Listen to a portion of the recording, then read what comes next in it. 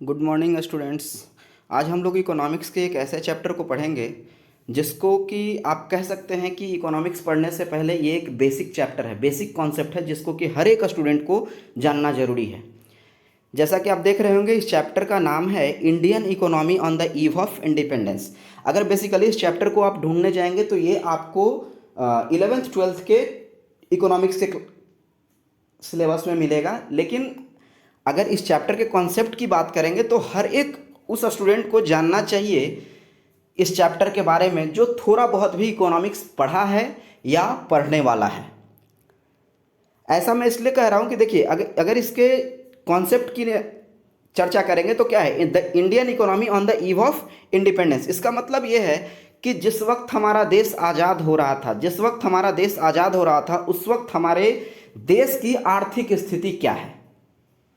तो ये तो अगर आप भारत में रहते हैं तो हर एक भारतीय को ये जानना चाहिए कि भाई जब हमारा देश आज़ाद हो रहा था, जब अंग्रेज हमको छोड़ के जा रहे थे तो किस हालत में छोड़ के जा रहे थे।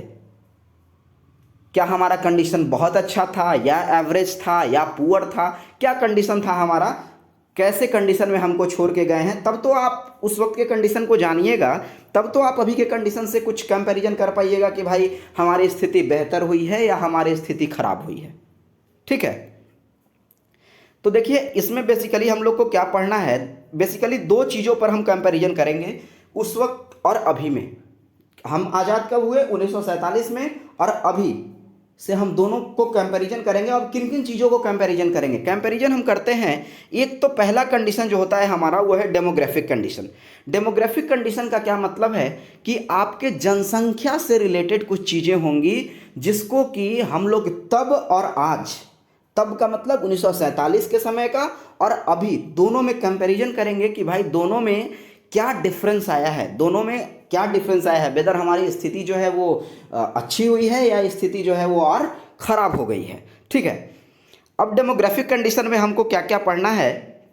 हाँ, तो हम क्या बता रहे थे, एक है आपका डेमोग्राफिक कंडीशन और दूसरा हो जाएगा आपका ओक्यूपेशनल कंडीशन। ओक्यूपेशनल कंडीशन का मतलब ये होता है कि उस वक्त जब हम आज़ाद हो रहे थे तो हमारा जो टोटल पॉपुलेशन था, तो टोटल पॉपुलेशन का कितना परसेंट लोग कौन सा काम करते थे।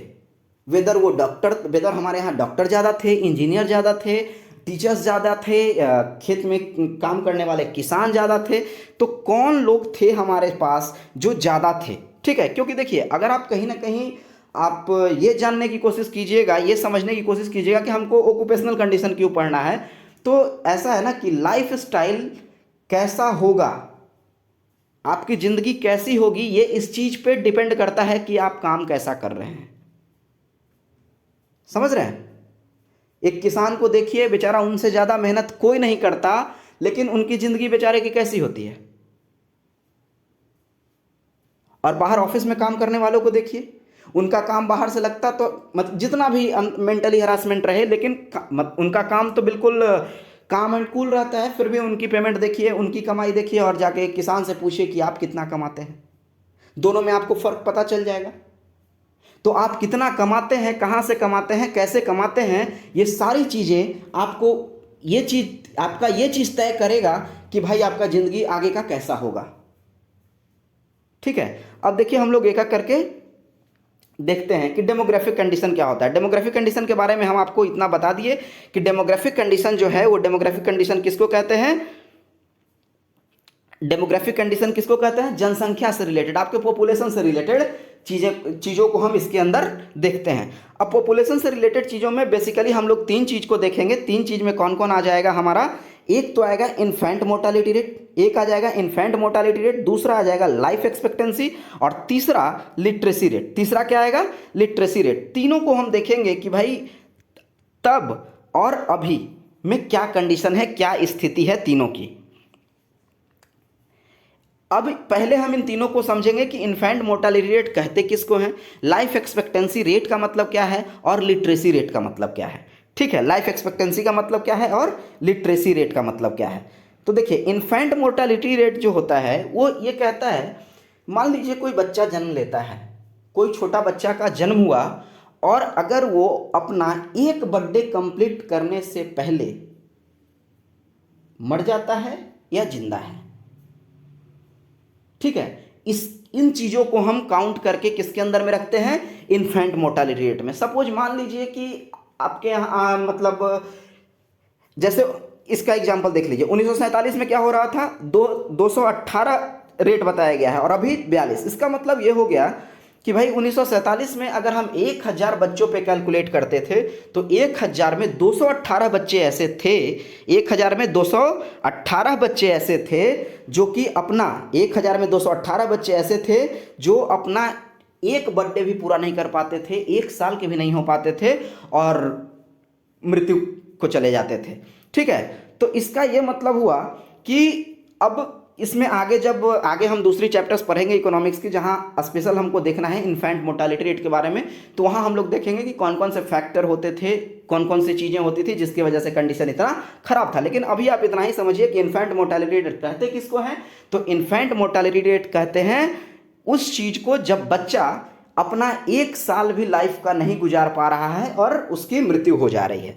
तो तब का कंडीशन देखिए क्या था, 218 बच्चे ही क्या हो रहे थे, 218 बच्चे का डेथ हो जा रहा था 1000 में से, और अभी कंडीशन कुछ ठीक है, 42 बच्चों का हो रहा है 1000 में। मतलब ये हम नहीं कह सकते कि हमने क्या कर लिया है, एकदम बहुत अच्छे कंडीशन को अचीव कर लिया है, ऐसा नहीं है। लेकिन हाँ, जब आप दोनों डाटा को क्या करेंगे, कंपैरिजन करेंगे, तो ये मिलेगा आपको कि भाई क्या है, 200 उस वक्त 218 था और अभी 42 है, मतलब बहुत का डिफरेंस आ गया, स्थिति कुछ ना कुछ सुधरा है।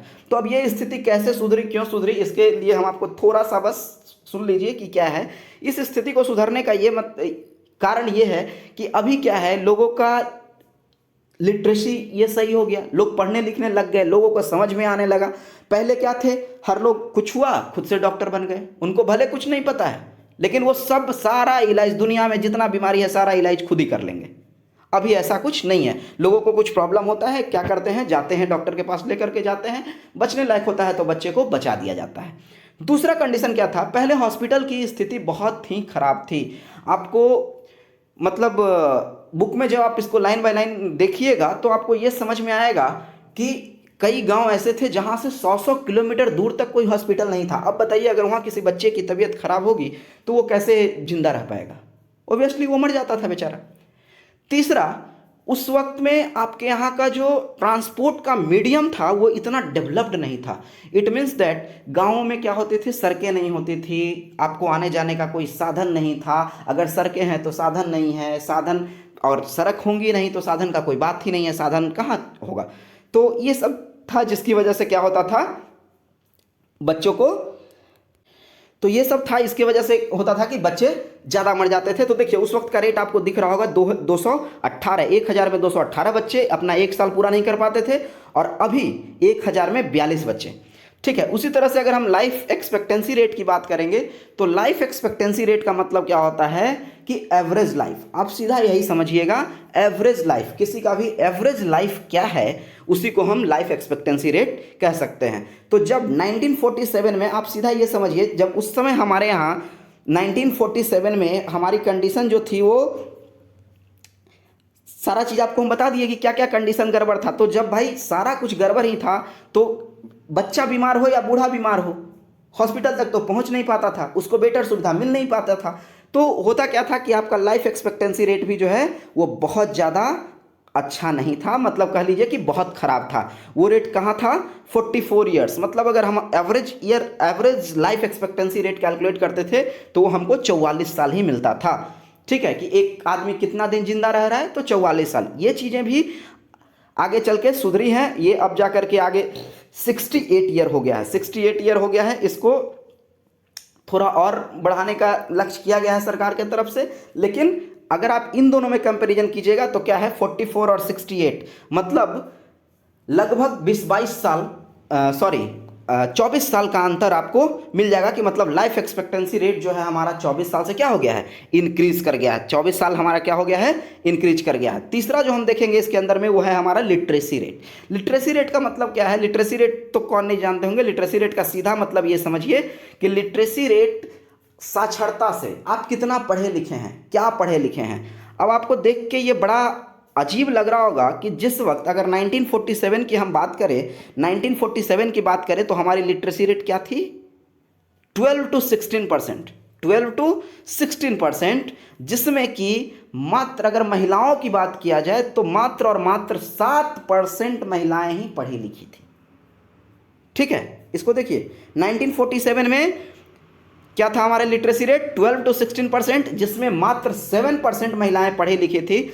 और एक चीज जान के आपको और हैरानी होगी कि उस वक्त जो हमारा पैमाना था इस चीज को मापने का कि भाई कौन साक्षर है और कौन साक्षर नहीं है, वो बहुत ज़्यादा मतलब ये इतना हाई नहीं था। हम क्या कहते थे, जिनको न्यूज़पेपर पढ़ना आ गया, जिनको थोड़ा सा कुछ भी पढ़ना आ गया, कुछ बोलना आ गया, उनको हम पढ़ा लिखा मान लेते थे। तो जब हम इतना मतलब लो कैटेगरी का हमने पैमाना सेट किया था, फिर भी देखिए हमारा लिटरेसी रेट कैसा था, मात्र 12 to 16%। और आज के डेट में ये कहाँ पहुँचा, आज के डेट की अगर बात करेंगे तो ये है 74.04%। ये कितना है, 74.04%। अब दोनों में अगर आप कंपैरिजन कीजिएगा तो ऑब्वियसली क्या है, दोनों में अगर आप कंपैरिजन कीजिएगा तो क्या है कि ये 74.04% जो है वो बेहतर नज़र आता है। लेकिन जितना समय गुजर गया उस हिसाब से अगर हम बात करें, या हमारे बराबर में और जो देश आज़ाद हुए उनसे अगर हम तुलना करेंगे, आगे हम दिखाएंगे आपको, आगे एक चैप्टर है जिसमें कि भारत, पाकिस्तान और चाइना तीनों का कंपैरिजन किया जाएगा, तो आपको समझ में आएगा कि भाई हमारे मतलब साथ में जो देश आज़ाद हुआ उसकी क्या हालत है और हमारी क्या हालत है, तब आपको ये चीज़ें और बेहतर समझ में आएगी। लेकिन फिर भी अभी आप इतना देखिए कि उस वक्त हमारा लिटरेसी रेट क्या था, 12 से 16%, और अभी क्या है 74.04%। ठीक है, अब अगर इसमें मेल और फीमेल की बात की जाए तो 74.04% में आपको 82.14% मेल हैं और 65.46% फीमेल हैं। हालांकि फीमेल के लिटरेसी रेट को बढ़ाने के लिए बहुत सा मतलब अच्छे कदम उठाए जा रहे हैं सरकार के द्वारा भी, और अब पेरेंट्स भी पहले की तरह नहीं, अब बहुत जागरूक दिख रहे हैं। तो उम्मीद करते हैं कि आगे हमारा लिटरेसी रेट और भी अच्छा होने वाला है। ठीक है, तो ये हो गया आपको क्या, डेमोग्राफिक कंडीशन। ये हो गया आपको डेमोग्राफिक कंडीशन। अगर इसमें कहीं कोई आपको प्रॉब्लम हो, कुछ और पूछना हो तो आप कमेंट बॉक्स में लिख सकते हैं। ठीक है, अब देखिए दूसरा जो हमारा कंडीशन है वो क्या है, ऑक्यूपेशनल कंडीशन। हमने आपको ये वीडियो के स्टार्टिंग में ही बताया कि हम ऑक्यूपेशनल कंडीशन को क्यों देख रहे हैं। ऑक्यूपेशनल कंडीशन को इसलिए देख रहे हैं कि ये आप नॉर्मल सोचिए ना, ये चीज़ें आपको प्रभावित करती है कि नहीं, आपके परिवार को प्रभावित करती है कि नहीं, आपके देश को प्रभावित करती है कि नहीं, कि आप कौन सा काम कर रहे हैं, कैसा काम कर रहे हैं, कितना कमा रहे हैं, तो ऑब्वियसली करती है। इसलिए हमको ये चीज़ें भी देखना होगा कि ऑक्यूपेशनल कंडीशन क्या था हमारा, उस वक्त क्या था और आज के डेट में क्या है। ठीक है, देखिए जब हम 1947 की बात करेंगे, ऑक्यूपेशनल कंडीशन 1947 का पहले हम देखेंगे तो 1947 में, तो ठीक है, ऑक्यूपेशनल कंडीशन में हम लोग ये देखेंगे कि भाई उस वक्त और अभी में हमारा जो पॉपुलेशन का कितना पार्ट है वो किस चीज़ पर डिपेंडेंट है। ज़्यादा लोग एग्रीकल्चर में इंगेज थे, या ज़्यादा लोग इंडस्ट्री में इंगेज थे, या ज़्यादा लोग सर्विस सेक्टर में इंगेज थे। देखिए एक छोटा सा आपको यहाँ पे ये दिख रहा होगा, ये ग्राफ टाइप का बना हुआ। इसमें देखिए जब हमारा देश आज़ाद हुआ था, आप शुरू से सुनते आ रहे होंगे, एक छोटा सा बच्चा जो हमारे यहाँ 3rd क्लास 4th क्लास में भी अगर आप उसको दीजिएगा कि भाई आप हमारा देश पर एक निबंध लिखो, तो वो क्या लिखता है, पहला लाइन ये लिखता है कि हमारा देश जो है वो एक कृषि प्रधान देश है। ठीक है, तो ये लाइन आखिर कहाँ से आ गया, ये शब्द, ये वाक्य कहाँ से आया कि हमारा देश जो है वो कृषि प्रधान देश है। ये शब्द इसी जगह से आया, ये आपको दिख रहा है 72% प्राइमरी सेक्टर, 72% लोग प्राइमरी सेक्टर। अब सवाल ये उठता है प्राइमरी सेक्टर क्या होता है, सेकेंडरी सेक्टर क्या होता है और टर्शियरी सेक्टर क्या होता है। यहाँ देखिए पी सेक्टर लिखा हुआ है, मतलब प्राइमरी सेक्टर, एस सेक्टर मतलब सर्विस सेक्टर, और टी सेक्टर का मतलब क्या है, टर्शियरी सेक्टर। मैं 2 मिनट में आपको बता देता हूँ कि प्राइमरी सेक्टर क्या है, सर्विस सेक्टर क्या है, टर्शियरी सेक्टर क्या है। एक अलग वीडियो आएगा जिसमें आपको ये देखना होगा कि ये समझिएगा उसमें कि बेसिकली प्राइमरी सेक्टर किसको कहते हैं, टर्शियरी सेक्टर किसको कहते हैं और सर्विस सेक्टर किसको कहते हैं। ठीक है, प्राइमरी सेक्टर से आप ये समझिए कि एग्रीकल्चर लैंड माइनिंग से रिलेटेड जो भी सेक्टर्स हैं वो प्राइमरी सेक्टर में आएंगे। सर्विस सेक्टर का मतलब ये है कि बैंकिंग, ट्रांसपोर्ट, इस तरह के जो ऑर्गेनाइजेशन हमको सर्विस प्रोवाइड करती है, वहाँ कितने लोग इंगेज हैं वो सर्विस सेक्टर के अंदर आएंगे। और टर्शियरी सेक्टर का मतलब क्या होता है और टर्शियरी सेक्टर का मतलब है कि मैन्युफैक्चरिंग से रिलेटेड, मतलब इंडस्ट्री वगैरह में कितने लोग एंगेज हैं। ठीक है, तो ये आपको एक छोटा सा ग्राफ है जो आपको समझ में आ रहा होगा। यहाँ देखिए लैंड, एग्रीकल्चर और माइनिंग से यहाँ हमने लिख दिया है 72% प्राइमरी सेक्टर, और सर्विस इंडस्ट्री, और ये हो गया आपको इंडस्ट्रीज प्रोडक्शन। ठीक है, कोई दिक्कत? तो अब देखिए हम लोग इसमें देखते हैं ऑक्यूपेशनल कंडीशन के अंदर में। ऑक्यूपेशनल कंडीशन के अंदर में जनरली हम लोग दो चीज़ों को देखेंगे, एक एग्रीकल्चर को देखेंगे और दूसरा इंडस्ट्री को देखेंगे। ठीक है, एग्रीकल्चर में हमारे साथ एग्रीकल्चर में कितने लोग इंगेज थे और उनको क्या सुविधा मिल रही थी, कैसी कंडीशन थी हमारे यहाँ, और इंडस्ट्री की क्या कंडीशन थी। ठीक है, तो देखिए जैसा कि आपको दिख रहा होगा एग्रीकल्चर में दिख रहा होगा क्या है, लिखा हुआ है प्राइम ऑक्यूपेशन। क्या है? Prime occupation. प्राइम ऑक्यूपेशन का मतलब यह है कि हमारे यहाँ के लोगों का जो मुख्य पेशा था वो क्या था? एग्रीकल्चर था। प्राइम ऑक्यूपेशन ही हमारा क्या था? एग्रीकल्चर था। लेकिन सेकेंड पॉइंट को देखिए, agriculture was backward. Agriculture was backward. Backward कहने का ये मतलब है कि हम खेती तो करते थे लेकिन हमारी तकनीक जो थी, हमारा टेक्नोलॉजी जो था वो बहुत ही मतलब बैकवर्ड था, बहुत ही बैकवर्ड था। ठीक है, जब और जगहों पे ट्रैक्टर से जुताई चल रही थी, हमारे यहाँ तब भी बैल, या कई जगहों पे तो आप पुराने बुक में देखिएगा लोग अपने कंधे पे हल रख के और चलाते थे, वहाँ खेती होती थी। तो इतना पीछे थे हम और जगह और देशों के मुकाबले में।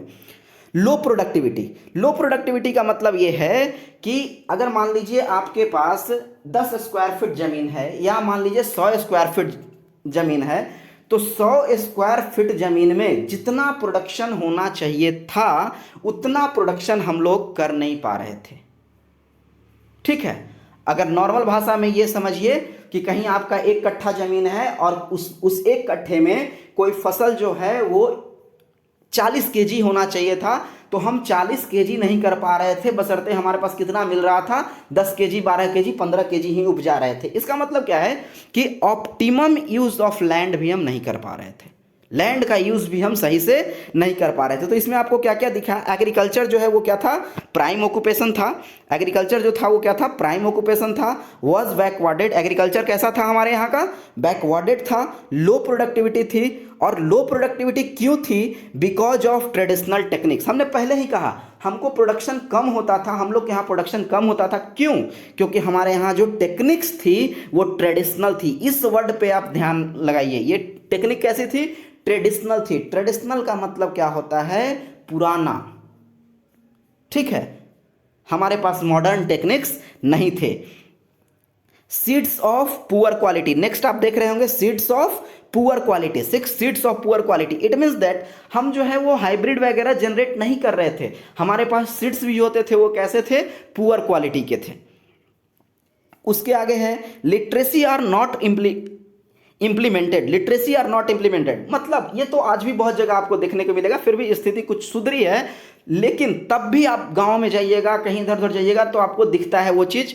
गौर कीजिएगा, लिटरेसी आर नॉट इम्प्लीमेंटेड मतलब क्या है कि किसान जो थे वो खेती तो कर रहे थे लेकिन उसमें किसी तरह का कोई शिक्षा का समावेश नहीं हो रहा था। लोग उसमें एजुकेशन का यूज़ नहीं कर रहे थे, बस उनको पता है कि इस तरह से जुताई करनी है, ऐसे करना है, ऐसे बीज डालना है, वो उसी को मतलब कंटिन्यू उसी पे ध्यान लगा रहे थे कि भाई ऐसे ही खेती होता है, उसमें किसी तरह का लिटरेसी का कोई इम्प्लीमेंटेशन नहीं हो रहा था। और सबसे मेन फैक्टर क्या था? Irrigation problem. देखिए यहाँ लिखा हुआ भी है main reason irrigation problem. Irrigation problem का मतलब क्या है? हमारे देश में जो सिंचाई की व्यवस्था थी वो एकदम खराब थी। जैसे नहरों का ये जाल बिछना चाहिए था, नदियों के पानी को खेतों तक पहुंचना चाहिए था, जगह जगह पे तालाब होने चाहिए थे, तो ये सब कुछ था नहीं, जिसकी वजह से क्या होता था?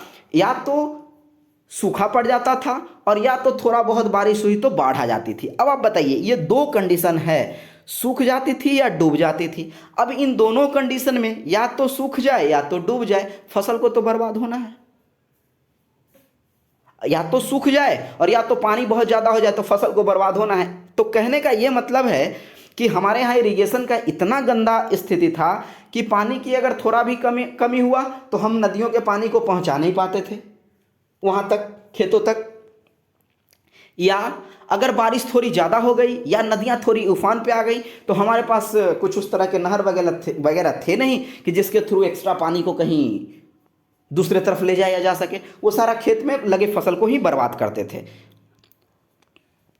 उम्मीद करते हैं ये चीज़ें आपको समझ में आ गई होगी। डेमोग्राफिक कंडीशन के अंदर में infant mortality rate, life expectancy और लिटरेसी रेट, उसके बाद ऑक्यूपेशनल कंडीशन में भी देखिएगा तो एग्रीकल्चर को समझ गए होंगे, ये जो ग्राफ बना हुआ है ये समझ गए होंगे। आगे चलते हैं हम इंडस्ट्री की ओर। ठीक है, हमारे यहाँ इंडस्ट्री का क्या कंडीशन था। तो देखिए, जब हम लोग आज़ाद हुए थे तो ऐसा तो था नहीं। अब आप अपने दिमाग से सोचिए, अंग्रेज आपको गुलाम बना के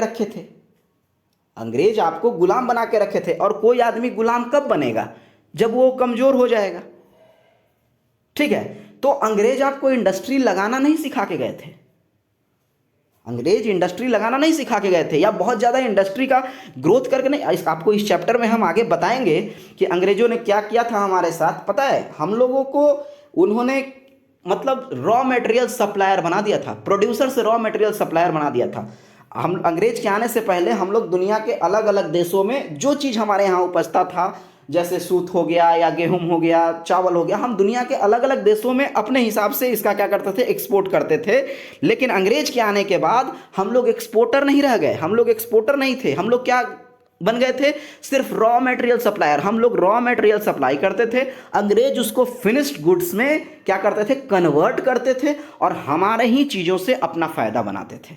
ठीक है, तो चलिए, वो तो बात की बात है, वो दूसरी बात हो गई। इसको समझते हैं कि इंडस्ट्री का हमारे यहाँ क्या कंडीशन था। ठीक है, तो देखिए, इंडस्ट्री का कंडीशन ये था कि बैकवर्ड इंडस्ट्री का ये मतलब है कि अभी जैसे आपको देखते होंगे कि बहुत अलग अलग तरह का इंडस्ट्री, अभी हमारे यहाँ ट्रेन का डब्बा भी हम खुद बना रहे हैं, ट्रेन का पहिया भी खुद बना रहे हैं, ट्रेन का शीट्स भी खुद बना रहे हैं, या और भी चीज़ें हम खुद तैयार कर रहे हैं। ऐसा नहीं था उस वक्त। हमारे यहाँ क्या था, बैकवर्ड इंडस्ट्री था। बैकवर्ड इंडस्ट्री कहने का ये मतलब है, आप सीधा शब्दों में ये समझिए कि फैक्ट्रियाँ जो थी उनका हालत बहुत ख़राब था। ठीक है, ये हो गया first point. Output level is very low कहने का ये मतलब है, आप ऐसे समझिए कि एग्रीकल्चर में आप समझ रहे थे ना, लो प्रोडक्टिविटी का मतलब क्या था कि जितना जमीन मेरे को मिला उसमें जेन्युइन जितना फसल उपजना चाहिए था उतना हम उपजा नहीं पा रहे थे। तो वही चीज यहां भी है कि आपके पास जो रिसोर्सेस अवेलेबल थे, उस रिसोर्सेस से जितना आउटपुट आपको बाहर जनरेट करके फाइनल गुड्स लाना चाहिए था उतना नहीं ला पा रहे थे। क्लियर है, इसको कह सकते हैं आप output level is very low.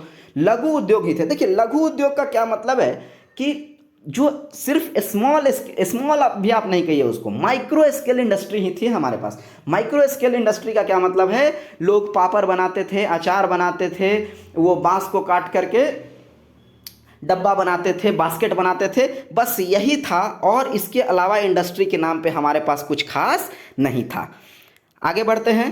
Peoples are not suppose to support industry, not interested. सबसे बड़ी बात यह है कि देखिए, अगर आपका किसी चीज़ में इंटरेस्ट होगा ना तो वो ऐसे ही आसान हो जाता है, उसमें आपको फ़ायदा दिखने लगता है, फिर आप उसके प्रति क्या हो जाते हैं, ये अपना काम करने लग जाते हैं सही ढंग से। तो उस वक्त जो हमारे यहाँ जो जनसंख्या था, उस इतना ज़्यादा पढ़ा लिखा हुआ नहीं था, उसको इंडस्ट्री का मतलब समझ में नहीं आ रहा था। वो इंडस्ट्री का ये चीज़ समझ ही नहीं पा रहा था कि इसमें इंगेज होने से क्या फ़ायदा मिलेगा। मतलब हमारे यहाँ की जो जनता थी, हमारी जो पॉपुलेशन थी, वो इंटरेस्टेड ही नहीं थी किसके प्रति, इंडस्ट्री के प्रति। तो जब तक इंटरेस्टेड ही नहीं होंगे तो इंडस्ट्री का ग्रोथ कहाँ से होगा, और इंडस्ट्री का ग्रोथ नहीं होगा तो डेवलपमेंट नहीं होगा। डेवलपमेंट के लिए इंडस्ट्री का होना बहुत ज़रूरी है। उसके आगे देख लीजिए, प्रोडक्टिविटी लो ये सेम है, आउटपुट लेवल लो और प्रोडक्टिविटी लो। इसका मतलब यही है कि हमने जितना रॉ मटेरियल लगाया, उस रॉ मटेरियल में जितना फिनिश गुड्स आना चाहिए था मेरे को, उतना हमको नहीं आ रहा है। और सबसे इंपॉर्टेंट क्या था, पुअर टेक्नोलॉजी था। तो इसमें तो समझाने की ज़रूरत ही नहीं है कि आपके पास, और मतलब जब हम आज़ाद हो रहे थे तो हमारे पास टेक्नोलॉजी का लेवल क्या था, बहुत ही पुअर टेक्नोलॉजी था। ठीक है, इसके बाद एक और टॉपिक आपको दिख रहा होगा अभी, इस टॉपिक को देखिए क्या है, अनबैलेंस ग्रोथ। नाम से ही बहुत कुछ क्लियर है। ठीक है, नाम से ही क्या है, बहुत कुछ क्लियर है, अनबैलेंस ग्रोथ। अनबैलेंस ग्रोथ का मतलब क्या समझ में आ रहा है आपको? अनबैलेंस ग्रोथ का मतलब ये है कि ग्रोथ तो हो रहा था लेकिन सब जगह बैलेंस ग्रोथ नहीं हो रहा था। कोई बहुत ज़्यादा ऊपर चला जा रहा था, कोई कहीं पे बहुत ज़्यादा नीचे चला जा रहा था। इसको हम आगे समझते हैं कि अनबैलेंस ग्रोथ का मतलब क्या था। देखिए, very low growth of S and T से आप समझेंगे service and tertiary sector. S and T से समझेंगे सर्विस एंड टर्शियरी सेक्टर। दोनों सेक्टर्स में क्या हो रहे थे, बहुत ज़्यादा क्या था, very low growth of service and tertiary sector. तो अब एक चीज़ बताइए, आप एग्रीकल्चर पे पूरी तरह से डिपेंडेंट थे। एग्रीकल्चर के लिए आपके पास टेक्नोलॉजी नहीं था, आप वहाँ लिटरेसी का यूज़ नहीं कर रहे थे, आपके पास इरिगेशन सिस्टम अच्छा नहीं था, तो आपने क्या किया, वहाँ तो एग्रीकल्चर में आप ऐसे ही पीछे रह गए। ठीक है, उसके बाद अगर आप इंडस्ट्री की भी बात करेंगे तो आप जो ग्रोथ कर भी रहे थे ना, थोड़ा बहुत जो ग्रोथ हो भी रहा था वो क्या था, अनबैलेंस था, बिल्कुल बैलेंस नहीं था। ग्रोथ क्या होना चाहिए, बैलेंस। आगे आप इकोनॉमिक्स में मैं एक कॉन्सेप्ट करवाऊंगा, ठीक है, सस्टेनेबल डेवलपमेंट। तो सस्टेनेबल डेवलपमेंट का मतलब ये होता है कि हम डेवलपमेंट ऐसा करें कि दूसरे चीज़ों का नुकसान कम हो। ऐसा नहीं कि एक चीज़ को ऊपर ले जाने में दूसरे चीज़ों को पूरी तरह से बर्बाद कर दे। समझ रहे हैं? तो ये वही वहाँ इस वक्त यही हो रहा था। क्या हो रहा था, एक चीज़ अगर ग्रोथ कर रही थी लेकिन दूसरा चीज़ ग्रोथ नहीं कर रहा था। ठीक है, स्टेट वाइज देखिए यहाँ पे, state wise growth was not balanced, state wise और सेक्टर वाइज। तो इसका ये मतलब हुआ, इसका मतलब आप साफ समझिए इस चीज से,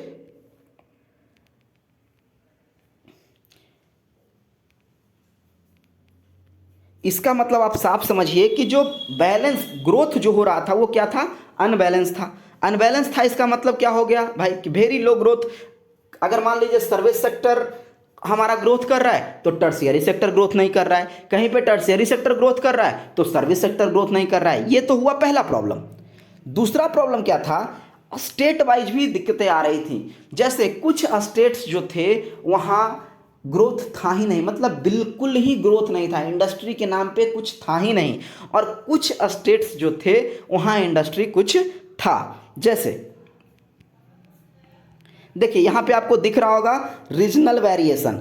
रीजनल वेरिएशन का मतलब क्या होता है, रीजनल का मतलब रीजन हुआ ना, north region, south region, west region, या अगर आप ये कहेंगे यूपी का रीजन, बिहार का रीजन, मध्य प्रदेश का रीजन, उधर तमिलनाडु का रीजन। तो ये रीजनल वेरिएंसेस मतलब जगह के हिसाब से जो था वेरिएशन था, जगह के हिसाब से क्या था, वेरिएशन था। यहाँ देखिए हम लिख भी दिए हैं, बंगाल और महाराष्ट्र में इंडस्ट्री क्या कर रहे थे, ग्रोथ कर रहे थे। इस साइन का मतलब आप समझेंगे कि ग्रोथ कर रहे थे, और इस साइन का मतलब समझेंगे कि ग्रोथ नहीं कर रहे थे। ठीक है, तो देखिए बंगाल और महाराष्ट्र में क्या हो रहा था, इंडस्ट्री ग्रोथ कर रहा था, जबकि बिहार, यूपी और उड़ीसा का हालत देख लीजिए, इंडस्ट्री क्या हो रहा था, पूरी तरह से क्या हो रहा था, इंडस्ट्री जो है वो कहाँ जा रहा था, बिल्कुल, और एक तो था ही नहीं, और जो थोड़ा बहुत था भी वो क्या हो जा रहा था, बिल्कुल खत्म हो रहा था, नीचे की ओर डिमिनाइज हो रहा था।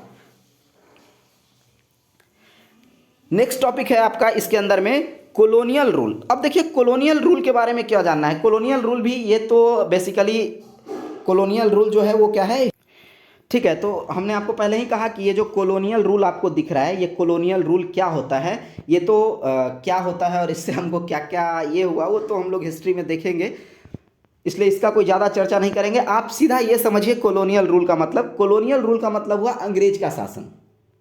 आप एक शब्द में यही समझिए, अंग्रेज का शासन। ठीक है, अब ये इस टॉपिक की यहाँ पे चर्चा क्यों हो रही है, सो देखिए शायद मैंने पहले इसका डिस्कशन कर लिया, लेकिन फिर भी एक बार देख लीजिए। Colonial rule suppressed the Indian industry from manufacturing industry to raw material producer. ध्यान से देखिए क्या लिखा हुआ है, colonial rule suppressed the Indian industry from manufacturing industry to raw material producers। तो हमने आपको पहले भी कहा कि क्या थे, अंग्रेजों ने क्या किया हमारे इंडस्ट्री के साथ, जो इंडस्ट्रियां पहले हमारे यहाँ मैन्युफैक्चरिंग इंडस्ट्री होती थी उसको उन्होंने जबरदस्ती बना दिया, कैसा इंडस्ट्री, रॉ मटेरियल प्रोड्यूसर। मतलब आप सिर्फ रॉ मटेरियल देंगे, वो फिनिश गुड्स तैयार करेंगे और वो प्रॉफिट वो जनरेट करेंगे, क्योंकि प्रॉफिट तो बेसिकली उन्हीं को होना है जो फिनिश गुड्स तैयार करेंगे, मैक्सिमम प्रॉफिट तो वही ले जाएंगे ना। तो यही कारण था कि आपको कॉलोनियल रूल जो है वो लिखा हुआ है colonial rule suppressed the Indian industry from manufacturing industry to raw material producers. अब इसके बाद देखिए एक छोटा सा टॉपिक आपको नजर आ रहा होगा, ऊपर में लिखा हुआ HDI नजर आ रहा है। देखिए HDI क्या है, इसका फुल फॉर्म का अगर हम बात करें तो इसका फुल फॉर्म होता है human development index. Human development index, human development index का ये मतलब है कि जो हमने ऊपर में डेमोग्राफिक कंडीशन पढ़े ना हम लोग, तो डेमोग्राफिक कंडीशन उसमें क्या क्या पढ़े आप, life expectancy, education, infant mortality rate, इन सारे और भी कई फैक्टर्स हैं। इन चीज़ों को मिला करके आप किस पायदान पर स्थित हैं, आपका रैंक क्या होता है, ये डिसाइड करता है कौन, HDI। ठीक है, तो देखिए HDI क्या है, एक इंडिकेटर है, ये बताएगा आपको। अब इस इंडिकेटर्स में क्या क्या आता है वो चीज़ देख लीजिए। डेवलपमेंट इंडेक्स ऑफ किस किस चीज़ों को देखता है ये, लाइफ एक्सपेक्टेंसी को देखेगा, लाइफ एक्सपेक्टेंसी को देखेगा, एजुकेशन को देखेगा, लिटरेसी रेट को देखेगा और पर कैपिटा इनकम को देखेगा। पर कैपिटा इनकम भी आगे एक चैप्टर में हम लोग अच्छी तरह से डिस्कस करेंगे कि पर कैपिटा इनकम क्या होता है। ठीक है, पर कैपिटा इनकम का मतलब आप पहले ये समझ लीजिए कि एक देश का एक नागरिक कितना कमा के दे रहा है। ठीक है, ऐसे आप समझ सकते हैं कि मान लीजिए कि किसी देश का जितना, मान लीजिए उसमें 10 लोग हैं, उस देश में 10 ही लोग रहते हैं और 10 लोग मिलकर के अगर 1 लाख रुपया कमाते हैं तो साल भर में, पूरे साल में, तो एक आदमी जो है वो कितना कमाया उसमें, आप 1 लाख में कितना करेंगे, 10 से डिवाइड करेंगे, 10,000 रुपया आ जाएगा। तो पर कैपिटा इनकम कितना हो गया, वो 10,000 हो गया। तो देखिए HDI क्या बताता है, आपने जो पहले पढ़ा चैप्टर के स्टार्टिंग में, जो हम लोगों ने पढ़ा, क्या पढ़ा चैप्टर के स्टार्टिंग में, डेमोग्राफिक कंडीशन और ऑक्यूपेशनल कंडीशन।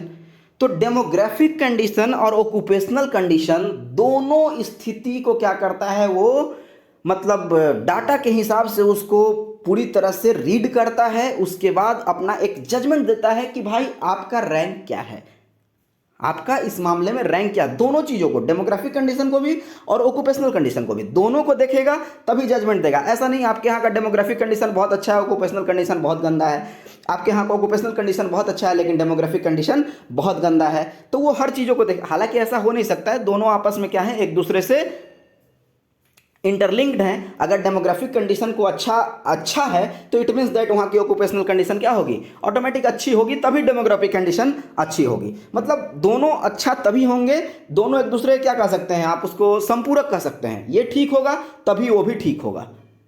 ऐसा नहीं है कि एक बहुत अच्छा हो जाएगा और दूसरा बहुत खराब हो जाएगा। तो यही है कि डेवलपमेंट इंडेक्स में देखिए क्या क्या हम लोग देखते हैं। डेवलपमेंट इंडेक्स के अंदर में लाइफ एक्सपेक्टेंसी, ठीक है, दूसरा education, literacy rate, mortality rate वगैरह देखेंगे। तो ये दोनों चीज जो लिखा हुआ है, ये कहाँ का चीज है, ये कहाँ का पार्ट है, डेमोग्राफिक का। और पर कैपिटा इनकम मीन्स आपका ऑक्यूपेशनल कंडीशन क्या है, ये आप कितना कमा रहे हैं, कैसे कमा रहे हैं, क्या कमा रहे हैं, जीडीपी में आपका क्या योगदान है, ये चीजें कहाँ से आ गई, ऑक्यूपेशनल कंडीशन से आ गई। तो ये चीज जो है वो HDI बताता है। कौन बताता है, HDI, ह्यूमन डेवलपमेंट इंडेक्स जो है वो इंडिकेट करता है कि आपका स्थिति कैसा है। जैसे क्लास में इंडिकेट किया जाता है ना, आप फर्स्ट हैं, सेकंड हैं, थर्ड हैं, फोर्थ हैं, तो वो आपके सारे चीज़ों को देखा जाता है। डिसिप्लिन क्या है, आप डिसिप्लिन में आपका कौन सा ये है, आपका स्पोर्ट्स में क्या है, एजुकेशन में आप क्या कर रहे हैं, तो उसी तरह से ये क्या करता है, सारी चीज़ों को देख लेता है। आगे देखिए, अगर हम इंडिया की बात करें तो 2020 में, अब देखिए, हाँ एक चीज़ मैं बताना भूल गया आपको, देखिए यहाँ 2020 लिखा हुआ है, ठीक है। 2020 इसलिए लिखा हुआ है क्योंकि आप ये जो भी मैंने आपको पढ़ाया, जो भी डाटा हमने आपको दिया, ये NCERT बुक के हिसाब से है। अगर आप गूगल पे सर्च करेंगे तो थोड़ा सा अप एंड डाउन मिल सकता है, ठीक है, थोड़ा सा अप एंड डाउन मिल सकता है, उसके लिए पैनिक नहीं होना है। ये डाटा हमेशा चेंज होते रहेगा, उसके लिए कोई ये नहीं है। जैसे डाटा का मतलब क्या है, हमने वहाँ पर आपको लिटरेसी रेट बताया 74 पॉइंट समथिंग, वो हो सकता है 75 कहीं दिखेगा आपको। हमने वहाँ ये लाइफ एक्सपेक्टेंसी बताया 68 ईयर, हो सकता है वो कहीं पे 66 ईयर दिखे, रहेगा अप्रॉक्स में ही, लेकिन थोड़ा बहुत अप एंड डाउन हो सकता है, समझ रहे ना। तो इस कहना यह है कि आप पैनिक नहीं होंगे कि अरे वीडियो में तो ये बताया सर, ये बताए थे और यहाँ तो डाटा कुछ और है, ऐसा है। वो डाटा थोड़ा बहुत अप एंड डाउन होता रहेगा, ठीक है। तो ये 2020 इसलिए लिखा गया है क्योंकि आपके एनसीईआरटी बुक के हिसाब से सारे डाटा को लिया गया है, मैंने गूगल का यूज़ नहीं किया है, पूरी तरह से बुक का डाटा का यूज़, ताकि आपका एग्जाम पर्पज से ये तैयार हो। ठीक है, एग्जाम गूगल नहीं बुक के हिसाब से होगा। चलिए आगे देखते हैं, 2020 में इंडिया का रैंक कौन सा था। अब देखिए, आप खुद देख लीजिए, अभी भी इंडिया का रैंक जो है वो कितना बेहतर है, देख लीजिए। अगर सारी चीज़ों को मिला दिया जाता है तो इंडिया का रैंक 129 है आउट ऑफ 189। टोटल 189 देशों का आकलन किया गया, जिसमें हमारे देश का रैंक है 129वां। कहने की जरूरत नहीं है कि स्थिति आज अच्छी है या खराब है, ऑब्वियसली पहले से अच्छी है, 1947 के कंपैरिजन में अच्छी है, लेकिन ये नहीं कह सकते हैं कि हम बहुत अच्छे हो गए, हमारी स्थिति बहुत अच्छी हो गई इकोनॉमिक कंडीशन के तौर पे।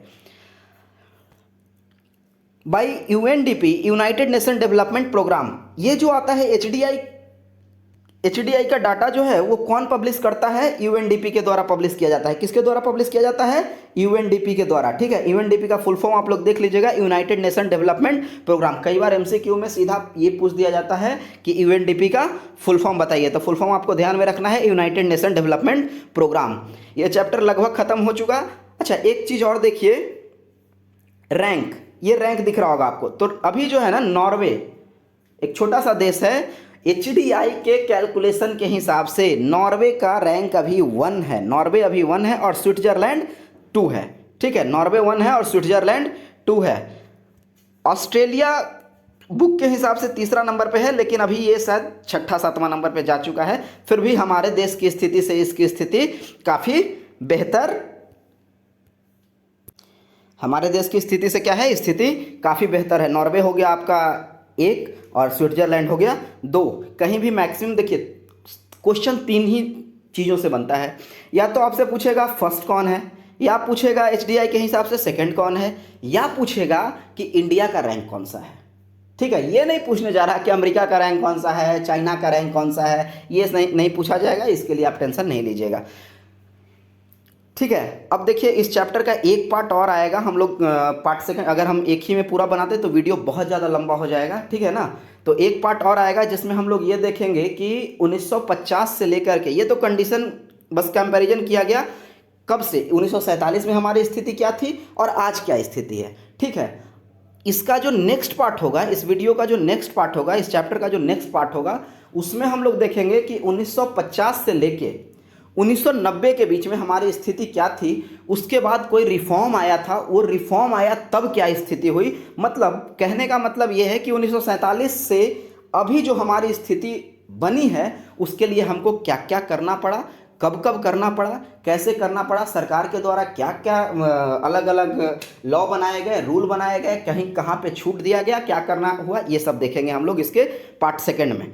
ठीक है, तो आज के लिए इतना ही। अगर वीडियो अच्छा लगे तो लाइक और शेयर कर दीजिएगा।